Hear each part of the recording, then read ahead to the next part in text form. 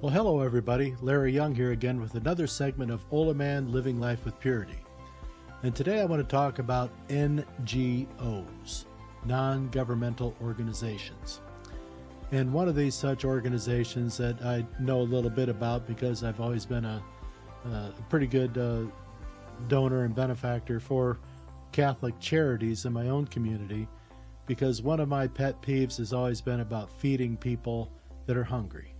Because I've always felt that if somebody is hungry, that they're not going to make very good decisions in that day, because all they can think about is that gnawing pit in their stomach and how to fill that. Now, when we take care of the needs of the feeding of these people, they are able to be worked with and to be educated and to be made stronger so that they can go about and help fix their own problems in their own life and become self-sufficient, because that's what we're all looking to try to be, is be good, self-sufficient, independent beings that we can go about and continue to do what it is that we're supposed to be doing in this world.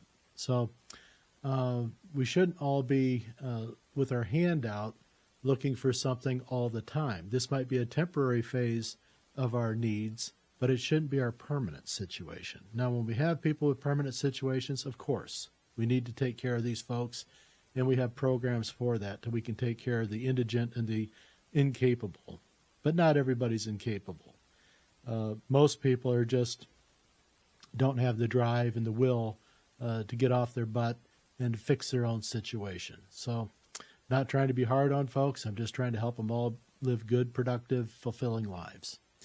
So, one time back in the early 2000s, there was a gentleman came by the property in Rome City, and he was looking at the possibility of helping me out with helpful funding to make the project go, take it to the next level, these types of things. I was looking for help, and this man had a lot of capacity to help.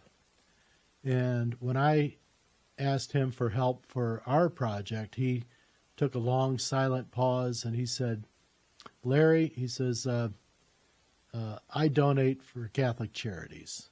He says, "I am the largest single donor, individual donor in the entire United States to Catholic charities." And I said, "Well, that's wonderful." And I said, "How about helping us out here?" He says, "Well, if I do that, then I'd lose my status as being the biggest individual donor." And he says, "And we need to save lives. We need to feed these people." And I said, "Well, I agree. We've got to feed them. But we're also losing their souls along the way. And we're in the business here in Rome City of trying to save souls. We feed them as well, but we're after their souls, not their stomachs. And we take care of that too." I ran, at that time, one of the largest bread pantries. It wasn't a soup kitchen, but we had truckloads of bread were brought by every week. This is the stuff that was going to be tossed out by the stores. And they would bring that by, and we would give it away in the community. I think every Wednesday and Thursday was always bread pantry day. And people could come in, they could fill their bags up, take it all home, feed their families, give it to their friends and neighbors, and it was just part of what we did. So we were on that train as well. But our goal was to try to save the property, liven it up, make it available to people of all faiths to come. Because my call was not there to be a Catholic facility so much as being a place for the entire world. Because Our Lady asked me to bring her children, bring all of her children. She didn't say, "Bring me my Catholic kids." She said, "Bring them all." Because everyone is worthy of redemption and needs to know about this call to purity. Now, back before this all happened, I had watched a presentation from I believe it was Dr. Roy Beck, B-E-C-K. And he gave a really, really good 6-minute presentation on the demands of immigration and the effectiveness of immigration in helping people better the quality of their lives. And at that time, the United States was taking in about 1 million people a year. This last few years, we took in over 10 million, and we have no idea how many else got in here. A lot of the people doing this immigration plan I'm sure have good intentions, but they have lousy, lousy outcomes in their performance. Terrible.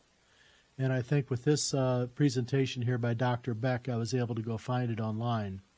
And this is a really good 6 minutes. So I'm going to have to adjust my position right here, and I'm going to turn on the video here, and I'd like you all to watch this and watch it all the way through, because I think this will blow your mind. And the facts are still in evidence today, but the numbers are 10 times what he was talking about at that time. So you can just imagine the gravity of what is happening with the effects of this open immigration that's going on.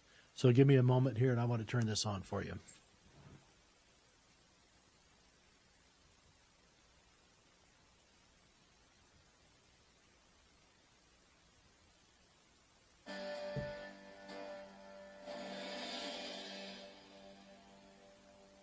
Some people say that mass immigration into the United States can help reduce world poverty. Is that true? Well, no, it's not. And let me show you why. This gumball represents the 1 million legal immigrants that the United States has taken every year on average since 1990. Now, who in the world deserves our humanitarian compassion? The World Bank has one measure of the desperately poor of the world. They make less than $2 a day. How many people make less than $2 a day in the world? We'll start with Africa. In Africa alone, there are 650 million people who make less than $2 a day. 650 million. And in India, another 890 million people, desperately poor. China adds another 480 million people, making less than $2 a day. And unfortunately, the rest of Asia has a heartbreaking 810 million people who the World Bank say make less than $2 a day. And finally, there's 105 million of Latin America's population that are desperately poor. All told, the World Bank says there are 3 billion people in the world, 3 billion people who are desperately poor, making less than $2 a day. That's 3,000 gumballs. And every year, we take a million and suggest that we've somehow made a humanitarian difference. Of course, we don't pull our immigrants from these desperately poor populations, do we? These people are too poor, too sick, too disconnected to make it here as immigrants. We tend to pull our immigrants out of the better off poor of the world. And Mexico tends to define the type of immigrant that we bring here, because the plurality of people come from Mexico. And Mexico is poor.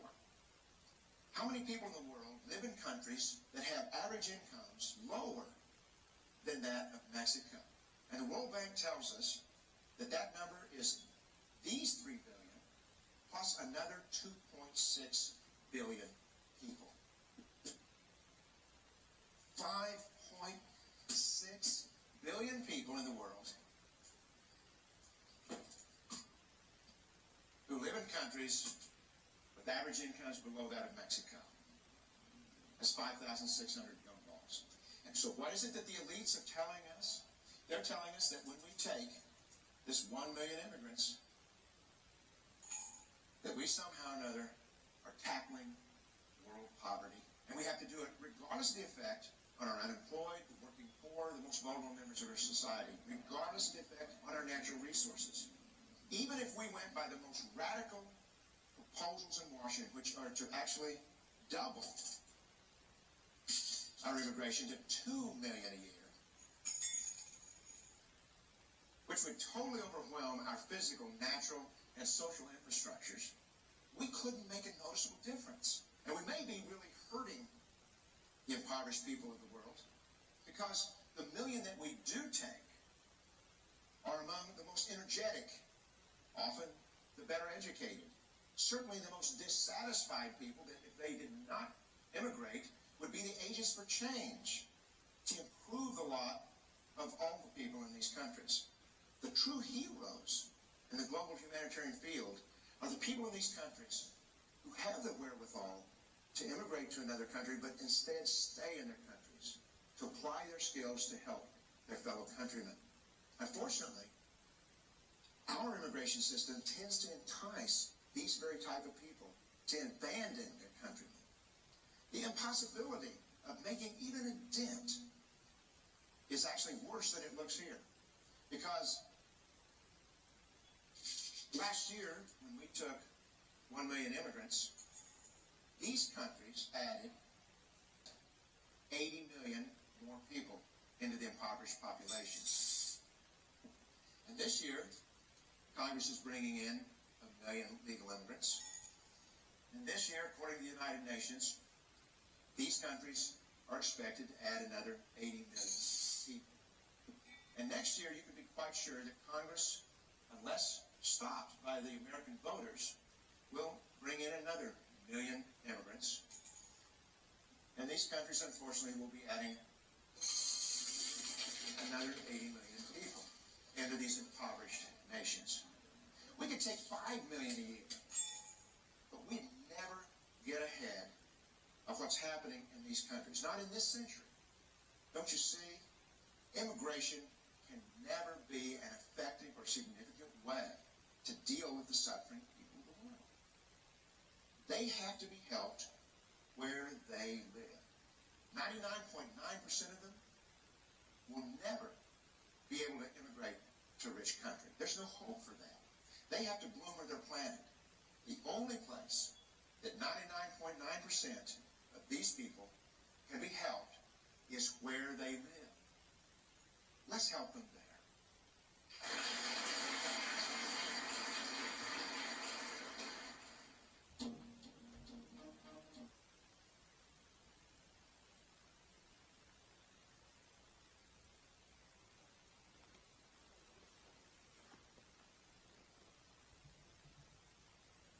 Does that make sense? It makes a lot of sense. You can't fix something from outside. You have to get inside to fix it. Any good doctor will tell you that. You can't just change the environment and expect that the body's going to heal. You can't try to fix a family from outside. You have to get into the family to try to help them. You got to make sure there's a father in the home. Fatherless families are a real problem in this country. Bringing in more fatherless families and all like that from around the world isn't going to help anything. Now, he was talking about 1 million people a year, and then he went to 2 million. He said it would completely overwhelm our systems. Well, ladies and gentlemen, we just brought in 10 million, plus who knows how many more. And look at the results. The host is dying, literally and figuratively. So the compassion of these NGOs like Catholic Charities, who took in $9 billion from the federal government to go south of the border and bring people in. Now, when places like Venezuela and Nicaragua and these other places were emptying out their prisons and their jails to send these people to the United States, who do you think was putting them on buses and on planes to send them here? It wasn't the US government. It was these NGOs. Now, were they checking to see if these people had criminal records? I pretty much doubt that. I don't think they were being selective at all. And what Dr. Beck also said is about the better of the group of the desperate people coming in basically depletes the professional and capable organization of people on the ground in their own countries. You basically made these people in their home situations even more desperate because help begins at home. You have to start from the inside. Now, there was an Anglican priest from England that just immigrated to the United States, and he brought with him a message of concern that he wants the United States to not follow the lead of England and, following the liberal path because of the destruction that it brought. He's urgently calling upon the United States to not abandon the American ideals as being bad or pejorative against other people. There has never been a nation on earth that's been more generous than the United States of America. And I don't expect anyone's going to stop that. But I think we got to be smarter about how we operate and how we go about things. And this includes these NGOs like the Lutheran services and the Catholic charities, and I talk about them because I've always been a big proponent of them. But when I saw what was happening here, I just thought, this is damaging. Even a leech knows not to suck all the blood out of its host. Otherwise, there will be no food left. So how they know that, I think there's something that happens with the drawing capacity that they have to be sucking too hard. I don't know. They have some method of knowing. But when a host gets too damaged, wherever, it'll fall off unless the host ends up dying. Then it's too late. No more blood. And that's kind of what's happening here. We have our inner cities are dying. Our American families are dying. Not just the black families who have only less than 25% of the families have two parents in the home. The fathers are not in the home because the mothers married the government through the welfare system started by LBJ. This is all a plan. And it's taking root and it's hurting people, a full generation or two later. It's been hurting them for the longest time. That's why our incarceration rate for our black population is much higher per capita than it is for any other group. Followed closely by whites because of their numbers. But the group that has the least amount of incarcerations and the least amount of single-parent homes is the Asian markets, the Asian families. Now, something else about with Asian families is they have the highest per capita income as family groups. They have the highest success rate of marriages, highest educations. And they are making the most money as individuals because of their good practices in the family. This is why following the lead of the Holy Family is so important in the devotion to Our Lady of America. The fathers have to get back in and sit in the driver's seat, and the mothers have to help with all the details. Do what you're good at. The fathers have always been good at hunting and gathering and bringing home, the bacon, so to speak. And the mothers have always been prized for their ability to keep organization and to keep, the tethers going with these kids and things like that. But it was a mother and father working together. This is the natural order of things. To break these things up only causes despair and, discoordination. So we have to pay attention to that. Now, when this priest from the Anglican priest from England came over, I don't know if his name is Robinson. I'll have to look that up. I forgot. I'm sorry. But he said, please don't abandon the American ideals. Do not follow the liberal path. It's just going to destroy it. And if the United States is lost, the world is lost. Kind of goes with what Our Lady of America was saying, doesn't it? About the children of America leading the world by the purity of their lives. Well, there's hope. And one of the things that came out this last week was a news mentioned that young men, Gen Zers, are beginning to attend church more frequently. Now, this is a big change because normally this is a population that would abandon church, would abandon Scripture, would abandon moral teaching, would abandon these things. Why are they coming back? I think it's because, and again I say I think it's because, they've grown up in a cynical world. And with the use of cell phones and fact-checking everything immediately, they've had a whole life of growing up not trusting anybody because they think everyone's full of shit. And to a certain degree, they're correct. And they found this out on their own. Why are the men doing it, the young men doing this, and not so much young women? Well, I think it goes back to the presentation I made earlier about the dad brain versus the internet brain. Young men have in them this, DNA type of inscribed passion to be fathers, to procreate. With their sex drive, it's more than that. It's their desire to be fostering and being leaders. And women are more about being social and gathering, together the things and keeping things in order. And so their brain goes more to the social structure. And so that's why women predominantly have this internet brain in that age group that's going on. And so our younger women are more about popularity and where the flow is going with the social circles around them, what their area is doing. And young men are more about, they're asking like, what does it all mean? Why am I doing this? What is the answer? So they're going back to church looking for the answers. I think this is great because hopefully the young men will bring the women back with them and we'll start having this bonding again of this targeting towards the direction of the Holy Family. Now, I'm not saying, Holy Family is not a Catholic thing. The Holy Family is the Holy Family. It's God. And for people to sit there and not believe that the Holy Family is something they can model themselves after, no matter what church they go to, or if they don't even go to a church, is crazy because it's such a simple model to follow. I think with these young men turning their paths back to trying to get some leadership through church and formation that way is a really good sign. And we need to foster that as much as possible. And so here's a little tip for our Catholic friends and other churches who are seeing declining attendance. Quit being so damn soft.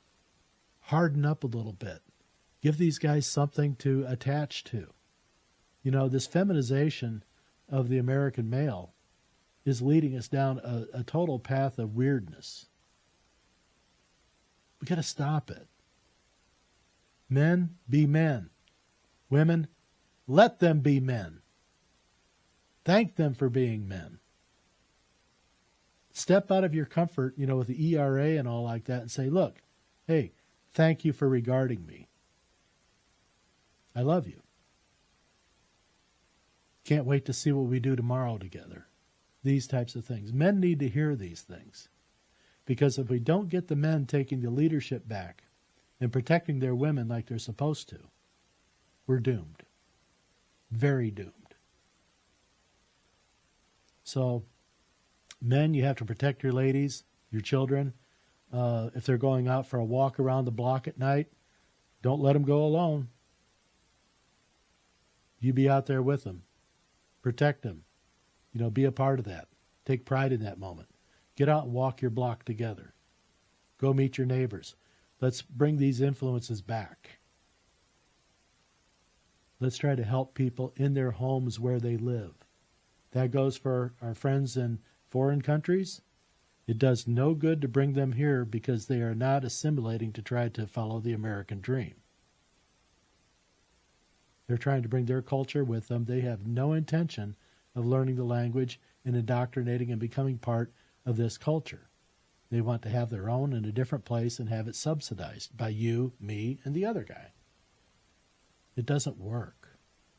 Whether it's gumballs or people or whatever, the numbers don't work. It may make you feel good for a little bit. You got all the virtue signals you need. Somebody slapping you on the back, say, hey, great job. But what you basically did was for every person you brought in here, you probably hurt 10 to 20 others, whether they be on this shore, this land, or back in their own home country, where you took away the talent pool. It takes 2 generations to replace a talent pool. That's 50 years. And then what's going to happen if you keep the model out there for say, hey, bring us your best and all like that? You deplete the reserves of the rest of the world. And then everyone else has to leave these indignified lives, these struggles that aren't necessary. People go hungry, people die. We have to rethink the way we're being compassionate. So I'm looking for ideas. I'm looking for your feedback. Please, if you got an idea or you got thoughts on this, write me. OLaMan@gmail.com. In the meantime, I need you to like and subscribe. We need to get this out there to people because this is important news. It's the facts. It's not going to change.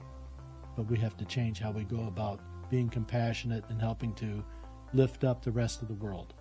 Let's not lower our ceilings. Let's raise the floors. Let's get everybody together. In the meantime, I love you, and I'll be back.